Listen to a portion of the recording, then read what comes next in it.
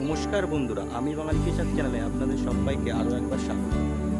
তো যারা আমার চ্যানেলে নতুন তারা অবশ্যই একটি লাইক ও সাবস্ক্রাইব করবেন ও আমি বাঙালি কৃষক চ্যানেলের সঙ্গে পাশে থাকবেন। তো আজকে আমি আমাদের বেগুন ক্ষেতটা আপনাদেরকে দেখাবো, বেগুন ক্ষেতে কী পরিচর্যা করি সেটা আমি বলবো। তো সবাই ভিডিওটি দেখতে থাকুন যে বর্ষাকালের সময় আমি কীভাবে বেগুন চাষ করছি ও কী কী পরিচর্যা করছি। নমস্কার বন্ধুরা, আমি বাঙালি কৃষক চ্যানেলে আপনাদের সবাইকে আরও একবার স্বাগত।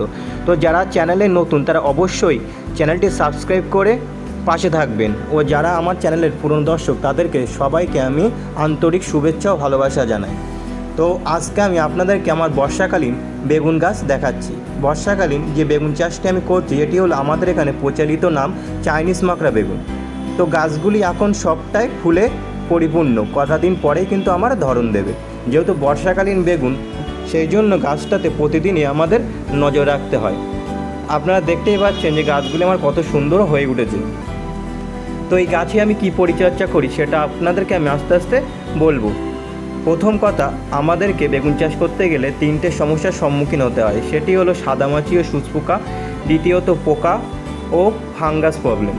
এই তিনটে প্রবলেম যদি আমরা সলিউশন করতে পারি তাহলে কিন্তু আমাদের বেগুন গাছ কিন্তু খুব ভালোভাবেই ফল দেবে। তো প্রথমে বলি যে এই বর্ষাকালীন সময়ে আমাদেরকে গাছ থেকে ফাঙ্গাস মুক্ত করতে গেলে কি স্প্রে করতে হবে।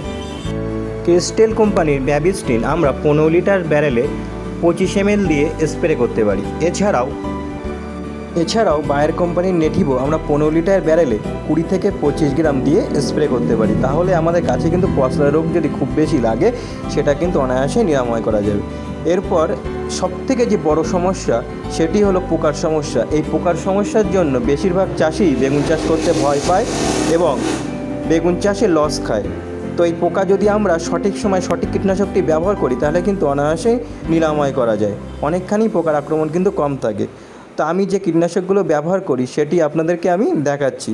তো প্রথম যে কীটনাশকটির কথা বলবো যেটি সবথেকে ভালো কাজ করে সেটি হলো ডাও কোম্পানির ডেলিকেট। দুর্দান্ত কাজ এবং খুবই ভালো কাজ করে।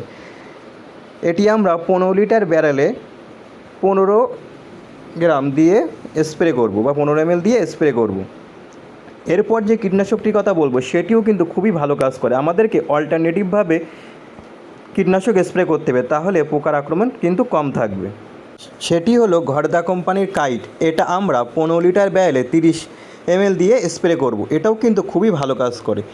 এর পরবর্তী যে কীটনাশকটির কথা বলবো আমি সেটি হলো EM1 বা ইমাবেক্টিন বেঞ্জয়েড 5% HG, যার কম্পোজিশন।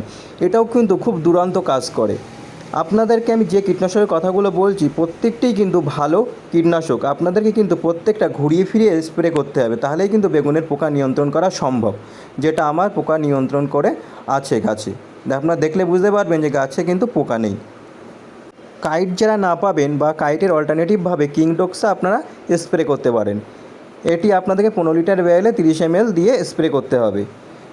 তো ঠিক এইভাবেই আমরা আমাদের বেগুন গাছকে সুরক্ষিত রাখতে পারবো ও ভালো কিন্তু লাভজনক আমরা বেগুন চাষ করে হতে পারবো। তো বন্ধুরা, এইভাবেই আপনারা বেগুন চাষ করুন। আশা করি খুবই লাভ হবে, লস হবে না সেইভাবে বলতে গেলেই। তো যদি ভিডিওটি ভালো লেগে থাকে অবশ্যই একটি লাইক ও সাবস্ক্রাইব করবেন, অন্য অন্য বন্ধুদের মধ্যে শেয়ার করবেন। পরবর্তী ভিডিওতে আবার নতুন কিছু নিয়ে দেখাবো। সেই পর্যন্ত সবাই আশা করি ভালো থাকবেন, সুস্থ থাকবেন। একটি লাইক ও সাবস্ক্রাইব করতে কেউ যেন ভুলবেন না। আপনাদের লাইক ও সাবস্ক্রাইব পরবর্তী ভিডিও বানাতে উৎসাহিত করে।